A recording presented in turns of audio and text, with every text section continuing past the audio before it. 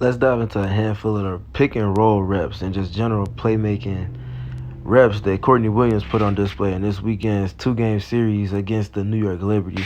So the Liberty have some of the most scheme versatile defensive pieces to put in play, particularly and specifically with Breonna Stewart and Jonquel Jones on the back line. It allows for them to play multiple coverages and blend them in over the course of a game to keep ball handlers at bay in terms of being able to process quickly or even anticipate what defensive coverage they might be in the pick and roll. So there's a lot of chess being played in that specific scenario of the game. And to see a ball handler or playmaker, the likes of Courtney Williams, just pretty much out-execute them consistently over the course of the weekend was fun to see. So let's go ahead and dive into a handful of these reps. All right, this first play here, we're going to see it's a little bit of a drag screen here set from Elizabeth Williams, and we're going to see Breonna Stewart shooting up to the level of the screen. So this is the chess being played right away. So we see Stewie kind of hanging back a little bit.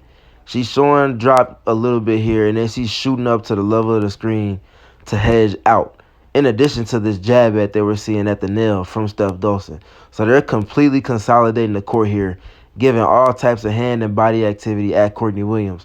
But look how quickly she processes what's going on and sees where the gap in the defense is.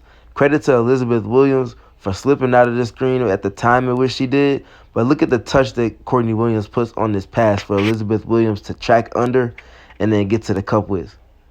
Look at the touch. She throws it sooner than she really wanted to and before Elizabeth was turned around to look for the pass. But the touch that she puts on it is just enough that gives her enough time to catch, get into her one step, and then get into the layup before the low help can get into the picture. And then here we're going to see a rep against drop coverage. Jonquel Jones is in drop coverage here. And we're going to see with Courtney going towards the two side. This is important looking at the spacing of the skies. She's going towards the two side, meaning that on the back end, there's going to be a single tagger, an isolated tagger for the sky to attack. And that's Marina Mabry lifting up from free throw line extended here as Courtney comes off of the screen.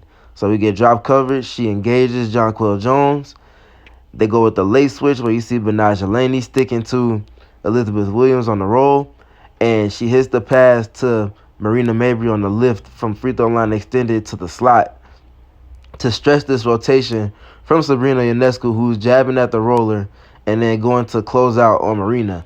The timing in which the pass that Courtney sends to Marina allows for Marina to get into a jab to throw off on the rotation from the slot area of Sabrina Ionescu, and that jab step throws off the balance, leads to a step back with the left hand, and Marina knocks down their three.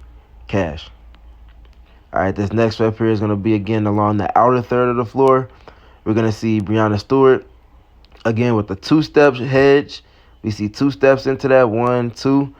Courtney astutely goes into a three-dribble retreat, and then she regains that leverage and then re-engages Breonna Stewart. This is great chess right here, great feel as a ball handler. She's not even really thinking or worried about Benaja Laney, who's applying solid pressure to the ball. She's just reading and reacting based off of what Breonna Stewart is doing. She cuts off that sideline with that two-step hedge out. She goes with the three-dribble retreat and then re-engages her getting downhill and beating Benaja Laney as she regains leverage to get downhill. And then she's going to hit the pocket pass before any help from the backside can get into the play. It's going to be a miss, but it's the process that we want to look at. With her consistently and continuously burning the coverage of the New York Liberty in pick and roll, generating high shot quality for her front court pieces. And here's going to be another rep here. This time it's going to be with Atlanta Smith. So it's off of a little bit of a scramble. They're in the middle of the shot clock. They're going to go with the pick and roll. You see Kayla Thornton is on Atlanta Smith. Sabrina Ionescu is guarding Courtney Williams. Great job here stepping in and nailing Sabrina on the screen here from Atlanta. And again, this is looking at the spacing of the sky and where the play is directed towards. They're going towards the two side, meaning that there's going to be an isolated tagger, especially with them being in drop coverage. A short drop here from Kayla Thornton. Atlanta does a great job with the screen and then getting out of there, being quick and being really, really fast with her pace, getting out of that screen into the roll. And by virtue of that, in addition to who's spaced where, being Marina Mabry isolating the tag here with Benaja Laney, Benaja has to make a decision. And she really doesn't necessarily want to leave Marina on this lift. And that by virtue of that and being in drop coverage, allows for Courtney to hit Atlanta with a timely pass here on the roll, and it's uncontested to the basket for a left-handed layup. And then his next rep here we're going to see again is Breanna Stewart, this time on Elizabeth Williams. We're going to see a step up, and we're going to see another hedge out. But look at the counter that Courtney Williams goes with this time. Anticipating the coverage and then reacting off of that. She fakes the retreat dribble and then regains the leverage, beating her around the corner and compromising the defense, not just with the live dribble and regaining leverage to get downhill, but in addition to that, it's a timely pass that she throws to beat the low rotation from Kayla Thornton. And Kayla Thornton is, again, she's late, and by virtue of the timing of the pass, the slip out of the screen from Elizabeth Williams, and everything that Courtney Williams does to set up the pass, they're going to see KT late. You see her feet in the restricted area, even though her heels are up, and it's going to end up being a blocking foul. All generated and created by Courtney Williams. And this is what I love to see here. Players being just completely engaged and excited about playmaking. It's not always about scoring the basketball. Compromising the defense in a different manner with your passing. And then here, we're going to see another rep with Atlanta Smith. Again, Breanna Stewart is guarding Atlanta this time. We're going to see just a flat switch here.